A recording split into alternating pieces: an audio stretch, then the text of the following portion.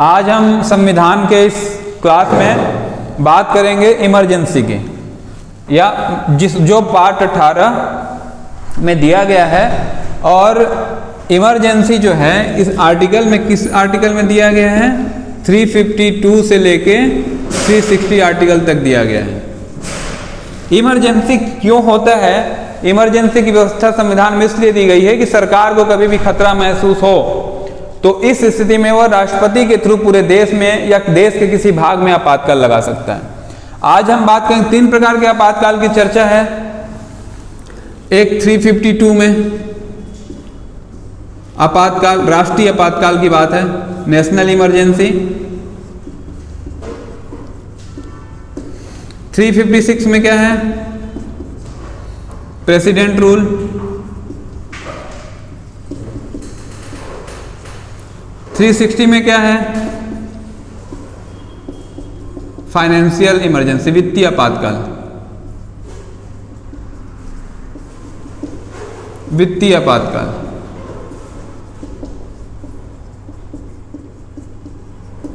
अब देखो, कभी जो मूल संविधान में था, मूल संविधान में 3 स्टेज बताए गए हैं, बेस बताए गए हैं कि जिसके आधार पे सरकार आपातकाल लगा सकती है। पहला क्या है? पहला है युद्ध या बाह्य आक्रमण।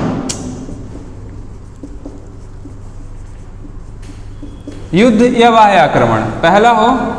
दूसरा क्या हो जाए? आसन्न खतरा,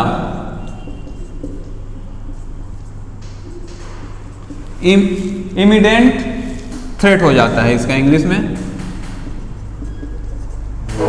इमीडिएट थ्रेट। और तीसरा जो आ जाता है आंतरिक गड़बड़ी,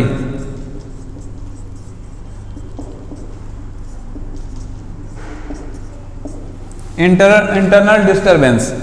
अब देखो, युद्ध हो गया या वार हो गया, एक्सटर्नल अटैक हो गया या इमीडिएट थ्रेट हो गया या इंटरनल डिस्टरबेंस हो गया, ये 3 ही आधार हैं जिसपे सरकार क्या कर सकती है? इमरजेंसी लगा सकती है। लेकिन ये कब तक था? 1976 तक था। 44th अमेंडमेंट हुआ 1976 में। क्या हुआ? इमरजेंसी के समय 3 बार इमरजेंसी लगी है हमारे यहाँ, हमारे देश में। एक है 1962 वाला, दूसरा लगा 1971 में। ये दोनों वार के समय लगे थे। एक है इंडो चाइना वार, भारत और चाइना का वार। दूसरा भारत और पाकिस्तान का वार हो रहा था जिसमें बांग्लादेश अलग हुआ। और तीसरा जो था 1976 में लगा, वो आंतरिक गड़बड़ी के नाम से लगा,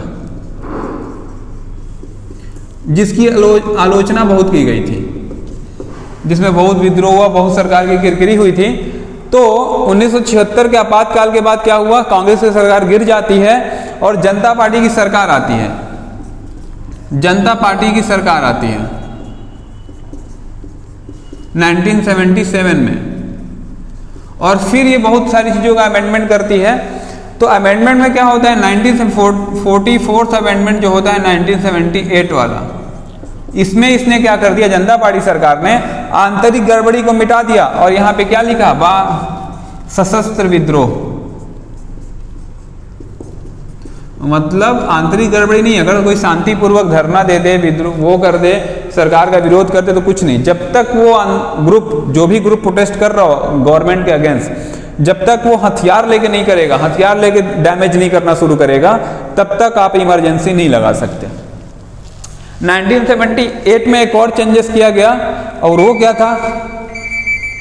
वो ये था कि आप जो है इमरजेंसी को या तो पूरे देश, 1976 में ये अमेंडमेंट हुआ था 1976 में, कि इमरजेंसी को या तो पूरे देश या किसी भाग। तो राष्ट्रीय आपातकाल जो है, नेशनल इमरजेंसी क्या है, वो तो या तो पूरे देश में भी लगाई जा सकती है या देश के किसी एक भाग पे भी लगाई जा सकती है नेशनल इमरजेंसी। अब आगे कहानी देखते हैं, ये बनता कैसे, लागू कैसे होता है। तो देखो, सरकार को क्या, आसन्न खतरा, इमीडिएट थ्रेट मतलब क्या हो जाता है? अगर राष्ट्रपति को लगे, सरकार को जब भी लगे कि कोई ऐसा चीज होने वाला है जिसकी वजह से डिस्टरबेंस होगा देश में, उस समय यह लगे कि कोई देश हमारा पड़ोसी है, वो क्या करेगा, अटैक करने वाला है, तो उस स्थिति में सरकार क्या करेगी, युद्ध होने के पहले भी इमरजेंसी लगा सकती है। वो इनवैलिड नहीं होगा, वो वैलिड ही है। तो ये है आसन्न खतरा का मतलब, इमीडिएट थ्रेट का मतलब, कि अगर कुछ गड़बड़ी नहीं हुई है तो भी सरकार लगा सकती है, उसको महसूस हो, फील हो ऐसा कि कुछ होने वाला है ऐसा, तो भी लगा सकती है। अब आगे की कहानी देखते हैं कि इमरजेंसी लागू कैसे होगा। अब देखो, अब हमारे पास दो सभा है, एक है लोकसभा, एक है राज्यसभा।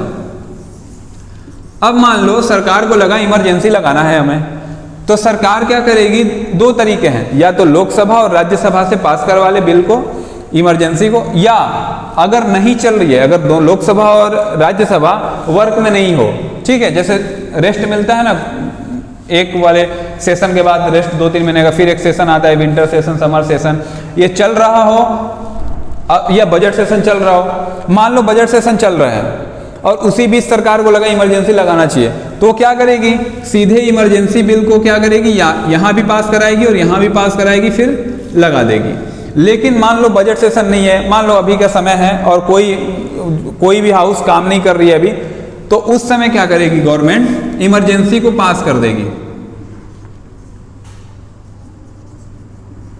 इमरजेंसी को क्या करेगी, वो अध्यादेश ले आके पास कर देगी, मतलब वो इमरजेंसी देश पे लागू हो जाएगा। लेकिन उसमें क्या करना पड़ेगा, सरकार को फिर सेशन बुलाना पड़ेगा, ठीक है, सरकार को सेशन बुलाना पड़ेगा। और सेशन किसका, लोकसभा और राज्यसभा का, लोकसभा और राज्यसभा का सेशन बुलाना पड़ेगा। अब सेशन का क्या होगा, जैसे मान लो अध्यादेश लाई सरकार और अध्यादेश से इमरजेंसी देश में लागू हो गया, तो मूल संविधान जो था, जो मूल संविधान था उसमें क्या था कि अध्यादेश लाई और इमरजेंसी लगा। इमरजेंसी लगने के 2 माह बाद मूल संविधान में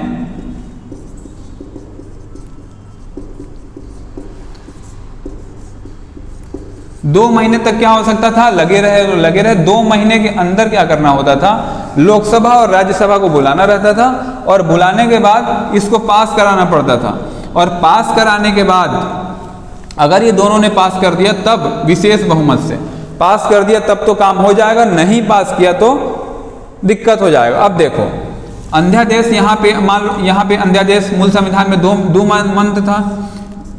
अब अगर सेशन चल रहा हो तुरंत पारित हो जाएगा, लेकिन 44th अमेंडमेंट 1971 में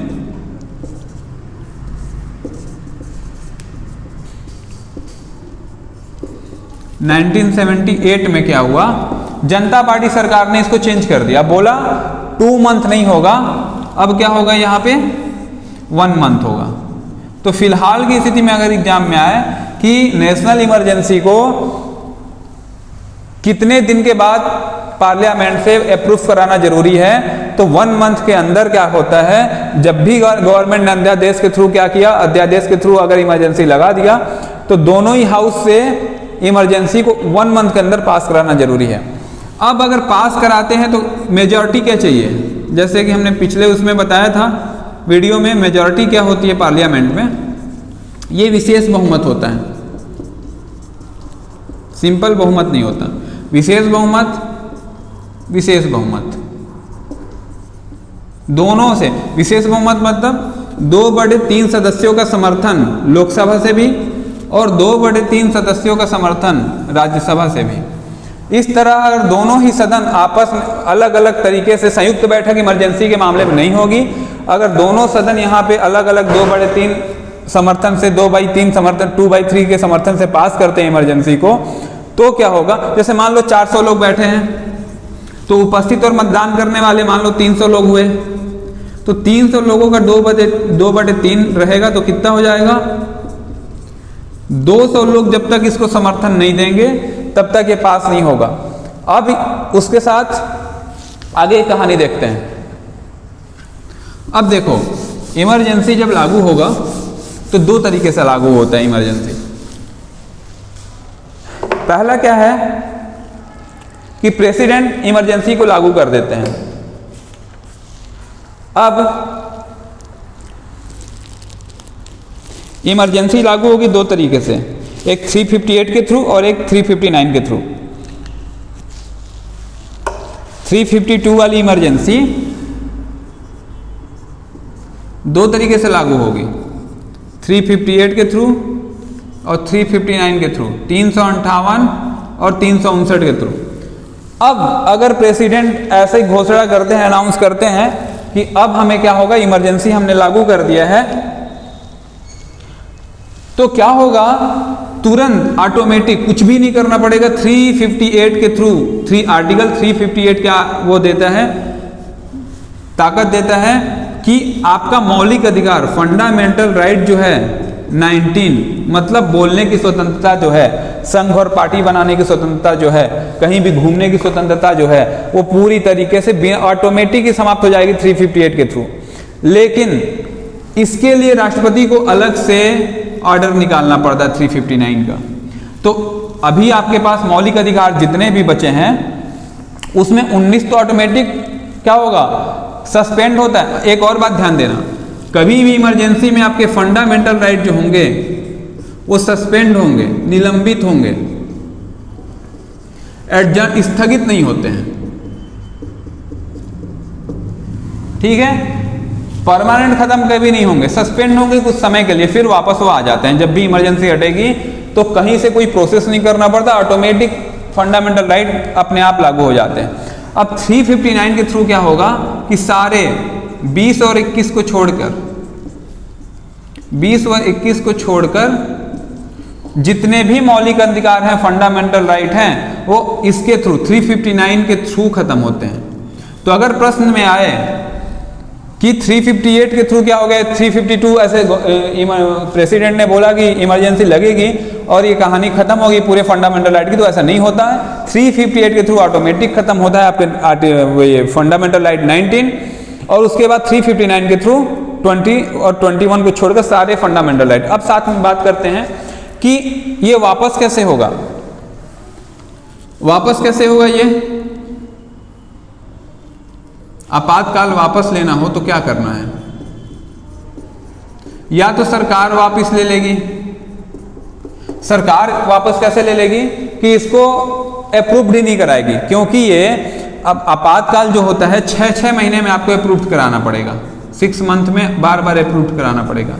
और कितने समय तक ये लागू रह सकती है, तो ये अनंत काल तक, इनफाइनाइट टाइम तक, इसकी कोई समय सीमा नहीं है। सरकार अनंत काल तक क्या कर सकती है, आपातकाल को लागू रख सकती है। ध्यान देना ये वर्ड, अनंत काल तक, इनफाइनाइट टाइम तक, अनलिमिटेड टाइम तक लागू रख सकती है। लेकिन फिर भी उसे हर 6 महीने में 2/3 सदस्यों का लोकसभा से, 2/3 सदस्यों का राज्यसभा से समर्थन लेकर इसे पास कराना जरूरी है।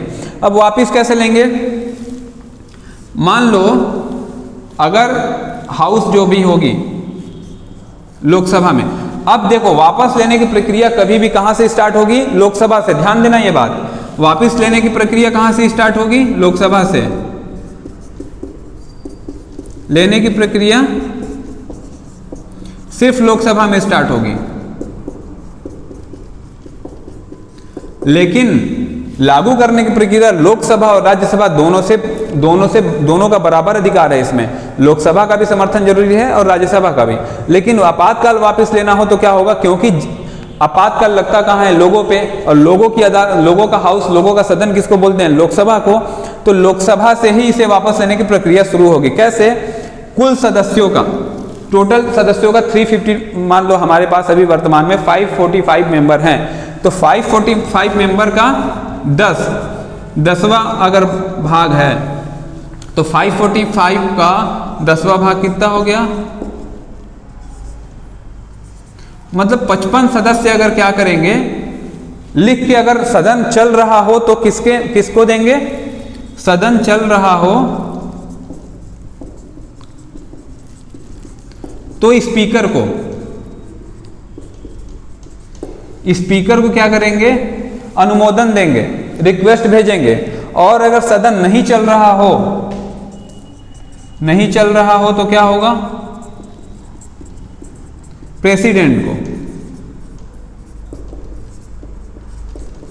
प्रेसिडेंट को अगर 1/10 मतलब 545 लोगों का 10 उपस्थित और मतदान करने वालों से मतलब नहीं है, 545/10 मतलब 55 सदस्य अगर लेटर लिखकर अगर सदन चल रहा हो तो स्पीकर को रिक्वेस्ट करें कि आपातकाल वापस ले लिया जाए, और अगर सदन नहीं चल रहा हो तो क्या होगा, राष्ट्रपति को लेटर लिख के बोले कि आपातकाल वापस ले लें। तब 14 दिन के भीतर क्या होगा, 14 दिन के भीतर इसकी चर्चा होगी और साधारण बहुमत मतलब क्या होता है, 50% + 1 सदस्यों का अगर वापस लेने पे समर्थन है तो ये आपातकाल हमारा वापस हो जाएगा। इतनी बातें आपने देखी। अब हम आगे की वीडियो में देखेंगे राष्ट्रपति शासन और वित्तीय आपातकाल। धन्यवाद।